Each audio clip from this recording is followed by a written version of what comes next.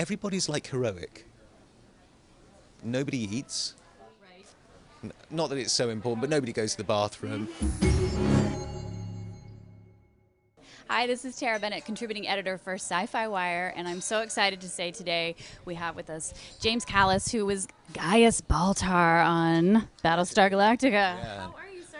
I am good, thank you very much. Good to be here. You know, I wanted to talk about Gaius Baltar because he's such a wonderful character. When I was talking to Ron, I asked him whether there were characters that he had an affinity for writing. You know, he said, Adama was the character of the kind of higher, kind of bigger concepts that he wanted to talk, but Gaius was the real person that we all are. For you, what was in your mind your through line for playing him and navigating these very important people?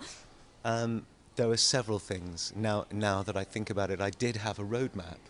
You know, I had my light at the end of the tunnel, and they all as it were, complemented each other or worked towards a certain end. So one of the things is like, this guy's a total fish out of water. Right.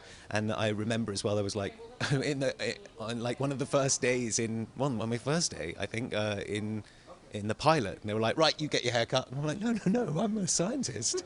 I'm not part of the military. And then when we went on to the show, they went, now get your hair cut. I'm like, no. I want to be like. And one of the things I'd always seen, in particular in science fiction, is that everybody's like heroic. Nobody eats. Right. Not that it's so important, but nobody goes to the bathroom.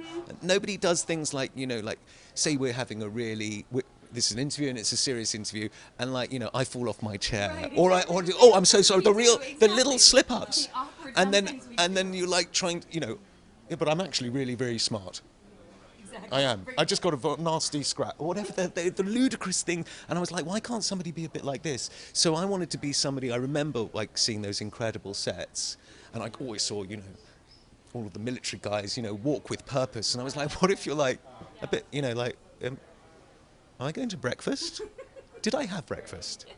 Just like, it's slightly out of keeping with everybody else. Yes.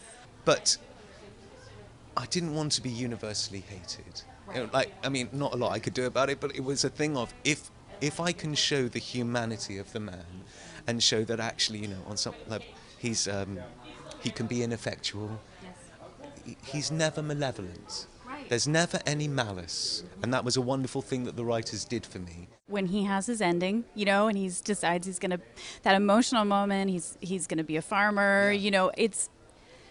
You're happy that he's going to maybe in his own way get to reboot himself in this new world. I think that I've spoken with Ron and several people about this, that was a remarkably generous thing that they did for the character. I had different ideas that he actually, a bit like, not to get biblical, although I am, Moses sees the promised land and he does two things in the Bible. One of them is like, he's going to get water. He just has to ask the rock for water. But he doesn't. He slaps it. And then there's something else, I can't remember, there's another thing. And then God says to him, you can look into the promised land, but you yourself will not go. Yeah. And I had that feeling about Baltar. And I was like, he's going to get shot or murdered on Galactica, just as he's making his nice little rucksack to go down to the planet. Right. Somebody's like, no, what, did you really think that we were going to let you off? No. Amazing. And Ron was like, that's disastrous and super ungenerous. And that's not what the show is. The show is about redemption, James. The show is about hope. It's not about the infernal darkness of man. I've got that in spades. We've had that all over for 5 years. What do you think we're like? Right. He was really upset with me, like that. And to this day, I think about thanking him for. It's like another level beyond what I can think. It's like, firstly, he's very, very brilliant, but a huge generosity of spirit. And I happen to think if in some way, in real life, it would end up the way that the real world is not as generous. Not generous, no, but I love hearing that was what was in your mind versus what we got. It's pretty great. Well, I can't thank you enough for being with us. Thank you so much, sir.